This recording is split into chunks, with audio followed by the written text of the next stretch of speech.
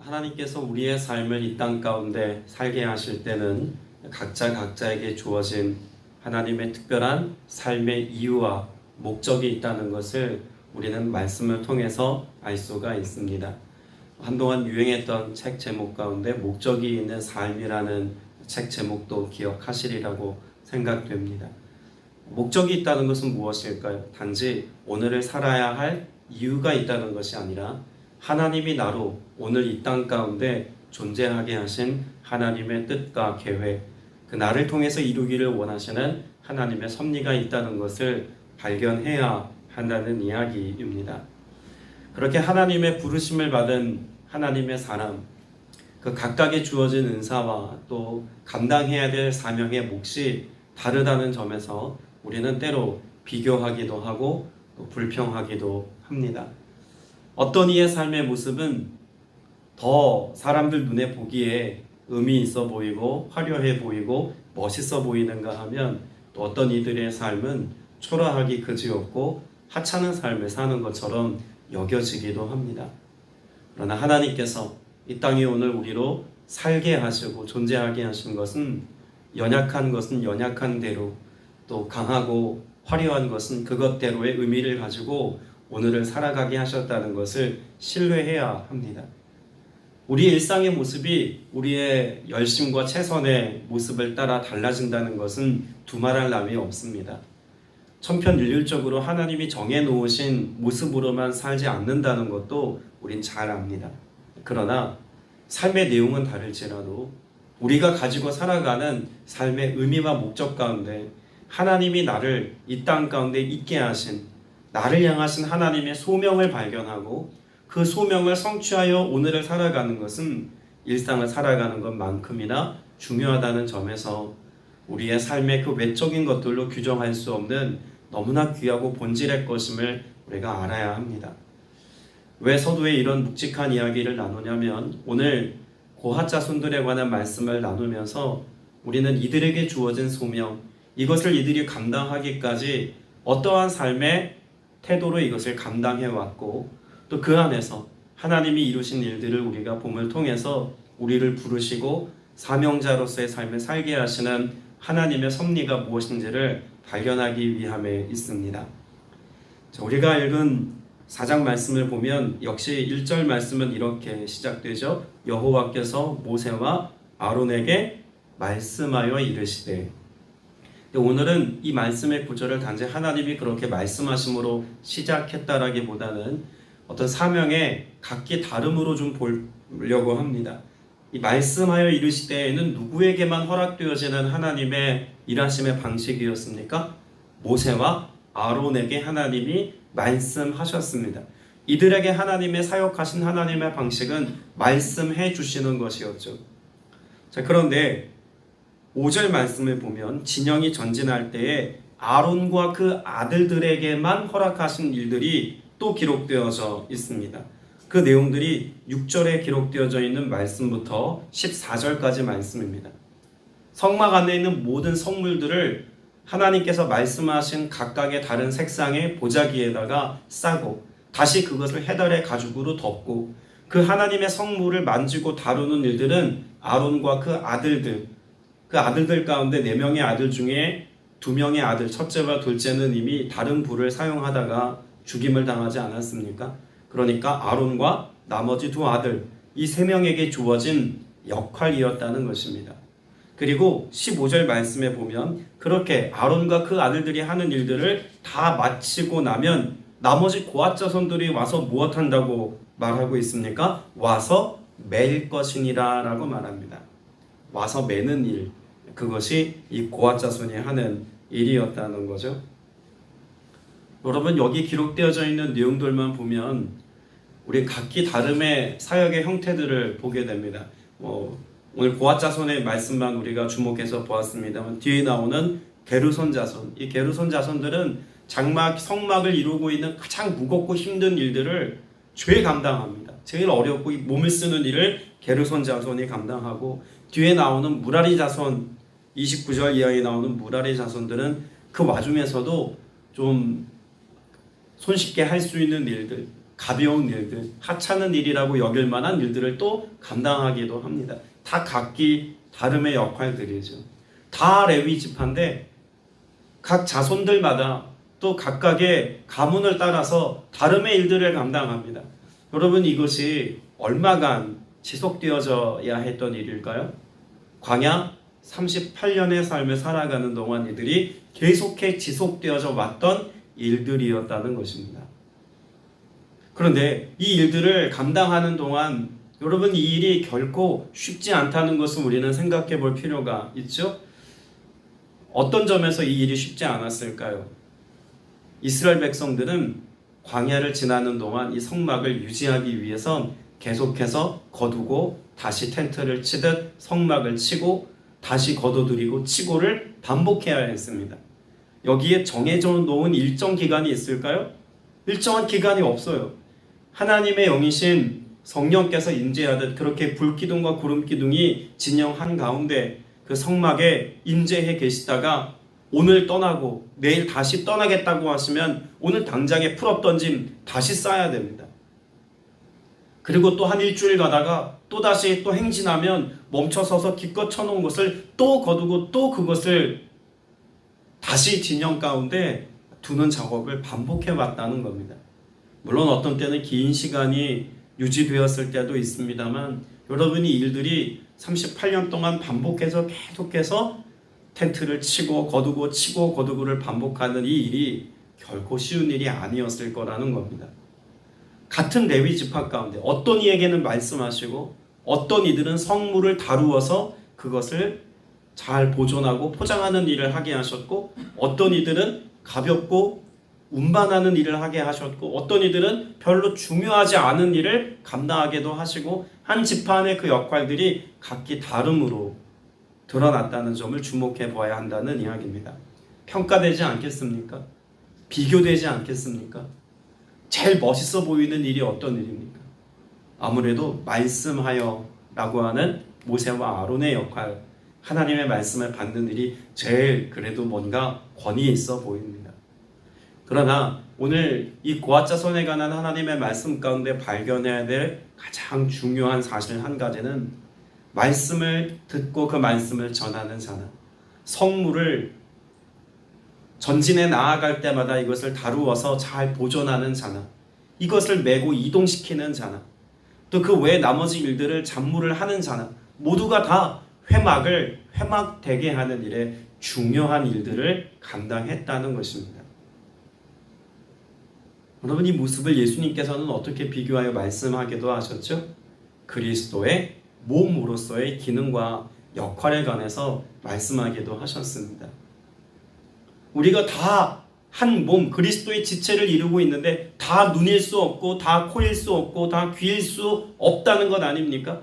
뭐가 중요하다 뭐가 덜 중요하다 우리 스스로는 판단하고 싶겠지만 하나님의 관점에서 보면 나라고 하는 존재를 이루는 과정 가운데 그 역할들은 다르지 않고 결국 이 모든 것이 하나님이 공급하신 생명 안에서 다루어져야 할 각기 중요한 역할들을 감당하고 있다는 것입니다. 그럼 이 성막 가운데 가장 중요한 게 뭘까요? 내가 뭔 역할을 하는 게 아닙니다. 내가 그 역할들을 하나님의 말씀에 순종하여 감당할 때 그곳에 하나님이 임재해 계시다는 것 아니겠습니까?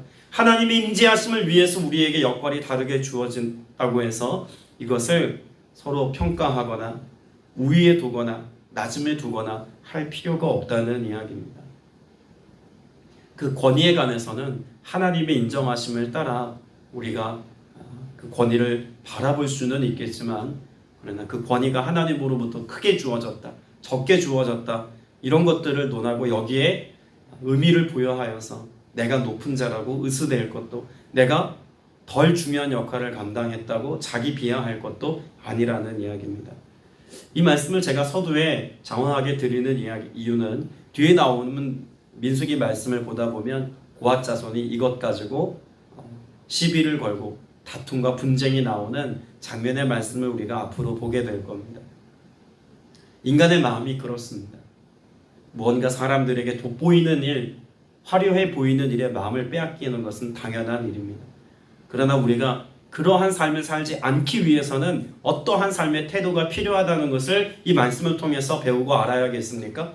사명자라고 하는 것에 대한 인식이 우리에게 있어야 한다는 것입니다. 나를 하나님이 어떻게 불러주셨는가? 여러분, 이 말씀의 시작이 어떻습니까? 하나님이 모세와 아론에게 말씀하여로부터 시작됩니다.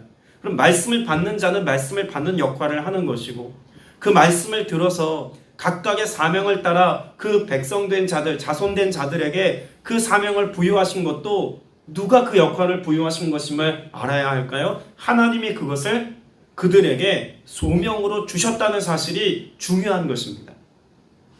오늘 여러분 각자에게도 하나님께서 맡겨주신 사명, 그 부르심의 소명이 있습니다. 그 일들을 감당하는 것이 작은 일이든 큰 일이든, 많은 시간을 요구하는 것이든 적은 시간을 요구하는 것이든, 우리를 불러신 부르심에 합당한 일에 순복하고 순종하여서 교회를 교회되게 하는, 성막을 성막되게 했던 것과 같이 하나님의 거룩한 전이, 하나님의 거룩한 저서로서의 영적인 역할을 감당하도록 하는 사명을 감당함이 우리에게는 너무나 중요하다는 것입니다. 여러분, 이 말씀을 비단 교회를 유지하는 것에만 적용할 것이 아니라는 것을 알아야만 합니다. 우리의 가정에서도, 우리 일터에서도 우린 각기 다 어떠한 자기 존재감을 가지고 살아야 하겠습니까? 사명을 가지고, 그 소명을 가지고 소명에 합당한 자로서의 삶을 살아가고자 하는 성경적 삶의 태도가 우리에게는 필요하다는 거죠. 여러분, 이것을 하나님이 명확하게 말씀하십니다.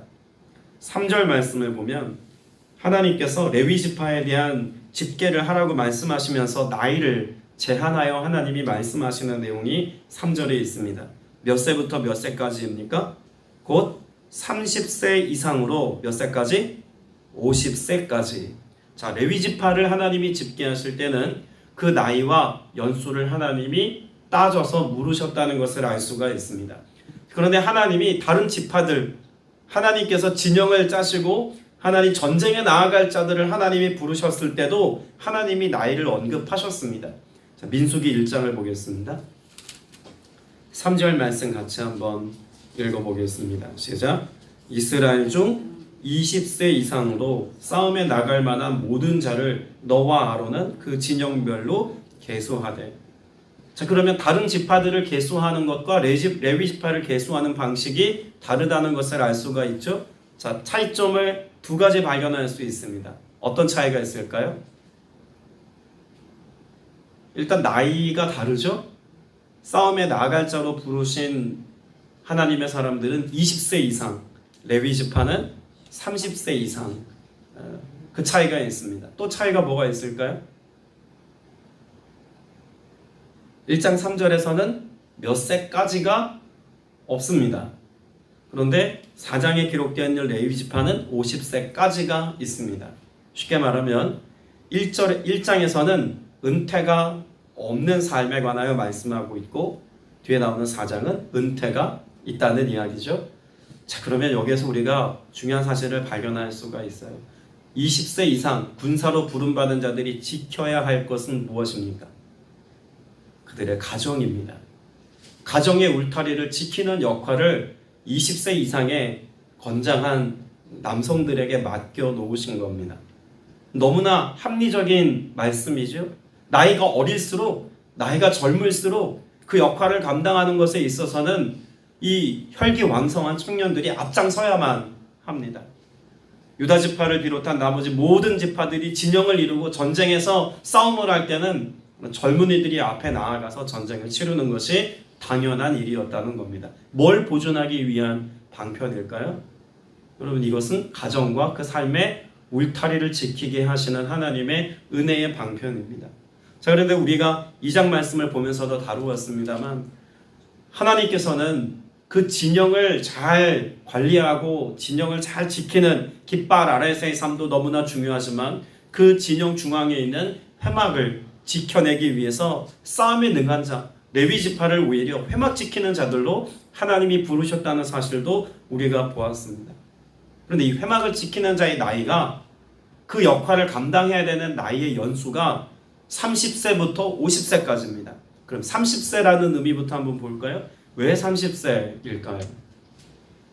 애굽의 총리를 세우는 장면의 말씀, 요셉이 총리가 됐을 때의 나이가 몇 세였을까요? 30세입니다. 고대 사회에서 30세라고 하는 나이는 성숙한 나이입니다. 그러니까 싸움을 잘하는 것도 중요하지만 지금 이 회막을 감당하고 영적인 일을 감당하는 일에 있어서는 영적이고 정서적이고 육체적이고 이 모든 영역들이 조화롭게 성숙한 사람이어야 한다는 것입니다. 그럼 50세까지는 어떤 의미일까요? 나이가 많을수록 더 성숙한 것 아니겠습니까? 그런데 왜 50세까지라고 제한했을까요? 50세 이상이 되면 어떤 분은 그러시더라고요. 아유, 목사님 나이가 더 많이 들면 고집스러워져서 그래서 하나님이 50세 이상은 안 쓰시는 겁니다. 이렇게 말씀하시는 분도 있었는데 그래서는 아니고요. 50세 이상이라고 하는 것은 50세가 지나면 그 역할을 뭐 하라고 말씀하시는 걸까요? 계승하고 위임하라는 것입니다. 그래서 말씀에 보면 18절 말씀, 민수기 4장 18절 말씀에 보면 너희는 고앗 족속의 지파를 레위인 중에서 뭐 하지 말라고 말씀합니까? 끊어지지 않게 하라고 말씀합니다. 끊어지지 않게 하라는 것은 자녀를 낳고 이것을 뭐 하라는 걸까요? 잘 전수하고 계승해서 이 역할들을 힘있게 그리고 조화롭게 그 어떤 역할을 감당하는 것보다 잘 감당해야 한다는 것입니다. 이건 계승된다는 의미에서 50세까지를 말하고 있는 거예요. 다행스럽게 은퇴가 있는 거죠. 그럼 앞에 나오는 장막, 내 가족을 지키는 일에는 은퇴가 없다고 말씀을 드렸는데 가정을 돌보는 일에는 여러분 우리의 평생의 삶을 바쳐야 한다는 이야기입니다. 성인이 되어서 뭔가 내가 책임감 있게 내 가문과 가족을 지키는 일에 있어서는 연로하여서 내가 죽음의 자리에 도달할 때까지 아버지로서 어머니로서의 역할을 감당해야 하는 것이죠. 내 가족을 돌보는 일에 있어서는 평생을 성실하게 감당해야 한다는 이야기입니다. 그리고 영적인 역할을 또 정서적인 일을 감당함에 있어서는 우리가 더욱더 성숙해지고 깊은 깊이를 가지고 세밀하게 돌아보고 또 그것이 자녀 세대들에게 잘 전승되어서 하나님의 마음과 영적인 가치를 따라 살아가는 삶의 방식이 우리의 가정과 우리의 공동체 안에 그 어떤 것보다 중요한 근간이 되고 뿌리가 되게 하는 일에 헌신해야 한다는 사실을 말씀해 주고 있는 것입니다. 여러분 이 두 가지는 다 소명입니다. 1장 3절에 전쟁에 나아갈 자로 부름받은 일도 역시 우리 각자에게 주어진 역할이고 사명입니다. 우리가 오늘을 살면서 일터에서 일을 하고 경제활동을 하고 가정을 돌보고 집안일을 하는 그 모든 일들도 하나님이 우리 각자에게 맡겨주신 사명이고 소명이라는 것입니다. 일상의 소명인 거죠. 더불어 회막에서 수종드는 자들과 같이 우리에게는 동시에 어떤 일도 주어졌습니까? 영적인 소명도 감당하게 하셨습니다. 교회 공동체 안에서 봉사하고 헌신하는 것뿐만 아니라 내가 그리스도인의 한 사람으로서 나를 부르신 부르심의 소명을 따라 오늘의 삶을 살아내는 것, 이것 또한 중요한 소명이라는 거죠. 일상의 소명과 영적인 소명, 여러분이 두 가지가 우리의 삶 가운데 늘 조화롭게 잘 균형 있게 돌아가는 삶을 살아야만 합니다. 여러분 이것을 다르게 보아야 할까요? 일상에서의 소명 그리고 영적인 소명, 여러분 이것을 꼭 분리해서 이야기해야만 할까요? 오늘 말씀에 보면 3절 말씀에 회막의 일을 하기 위하여 무엇에 참가하라고 말씀합니까? 그 역사에 참가할 만한 사람이라고 말씀하고 있습니다. 자, 역사라고 말씀하고 있죠. 자, 민수기 1장 3절에 보면 20세 이상으로 싸움에 나갈 만한 모든 사람을 지명합니다. 싸움에 나갈 만한.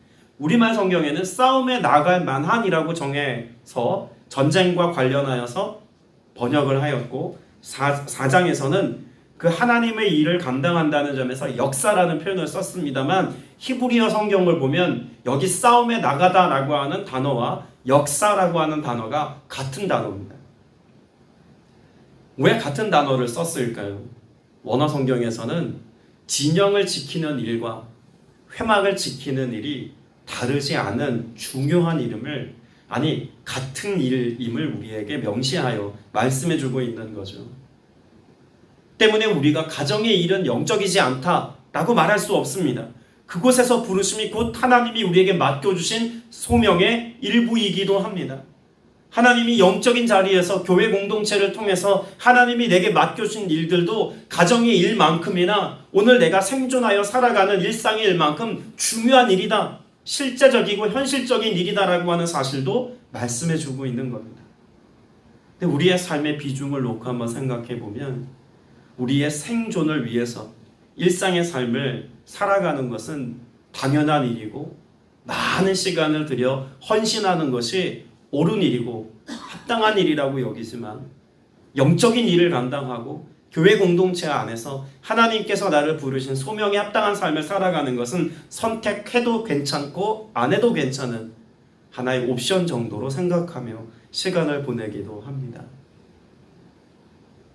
우리를 부르신 하나님의 그 부르심, 그리스도인으로서의 자기 정체성을 가지고 살아가는 영적인 사명을 이루는 것, 곧 교회 안에서 봉사하는 일들만이 아니라 그리스도인 성도로 부름받은 그 부르심에 합당한 삶을 살아가는 것은 왠지 내 삶 가운데 잠시 일상에서는 뒤로 미뤄둬도 괜찮은 별개의 일처럼 여기기 쉽다라고 하는 사실을 우리가 동의하지 않습니까? 저는 여러분의 삶의 일상이 거룩함 속에 있기를 바랍니다. 하나님의 거룩한 부르심의 사역이 여러분의 삶의 일상이 되는 은혜가 있기를 또한 소망합니다. 자, 말씀을 보면은요, 이제 그 거룩한 일들을 감당할 때 5절 말씀에 보면 이 성막을 다루는 이 일들이 언제 감당되어졌는지를 말씀하고 있습니다. 자, 5절에 뭐라고 기록하죠? 진영이 뭐 할 때? 전진할 때. 진영이 전진할 때. 여러분, 우리의 삶은 전진하는 삶이어야 합니다. 우리의 삶이 하나님의 소명을 이루어 나아갈 때 그 전진한다는 의미는 그냥 앞서 나아간다거나 항상 남들보다 위에 있기까지 뭔가 조금씩 나아지는 삶에 관하여 말하는 것이 전진이 아닙니다. 여기 전진하다라고 하는 말은 하나님께서 임재해 계신 구름기둥과 불기둥의 모습으로 임재해 계신 하나님의 임재가 나아가는 방향을 향해서 따라가다의 의미입니다. 그것이 전진이라고 하는 방향성을 갖지만 중요한 건 뭘까요? 하나님이 가시면 이들은 군말하지 않고 따랐다입니다.